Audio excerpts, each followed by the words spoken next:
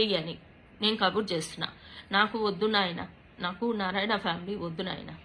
నాకు ఆయన మేబీ రేపు మినిస్టర్ అవ్వచ్చు, ఎంపీ అవ్వచ్చు, ఈవెన్ సీఎం అవ్వచ్చు, పిఎం అవ్వచ్చు.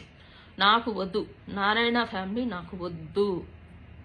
నామన్నా నేను ప్రశాంతంగా నేను బ్రతుకుతా. నాకు వద్దు. నేను అడుగుతున్నా, మిమ్మల్ని అడుక్కుంటున్నా.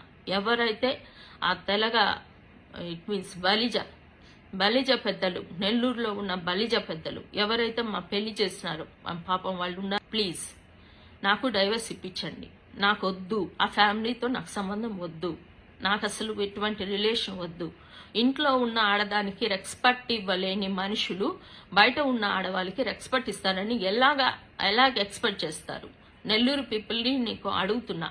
Because I stayed in Nellore 6th class నుంచి పెళ్లి వరకు నేను నెల్లూరులో ఉన్నా. నెల్లూరు పీపుల్ని నేను అడుగుతున్నా.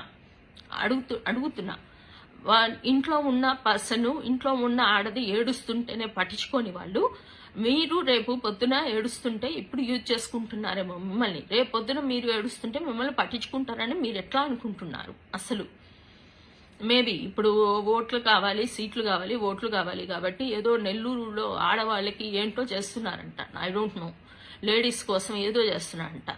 కొంపలో ఉన్న వాళ్ళకి గతి లేదు, మీరు నెల్లూరులో ఉన్న లేడీస్కి ఏదో చేస్తారంట. అది సో నెల్లూరు పీపుల్ ప్లీజ్ ఒకసారి ఆలోచించండి. ఆయన ఇంట్లో ప్రాబ్లం ఉంటేనే, ఆయన మరదల ప్రాబ్లం ఫేస్ చేస్తుంటేనే ఆయన ఏమీ చేయలేకపోయిన మనిషి. మీరు లేడీస్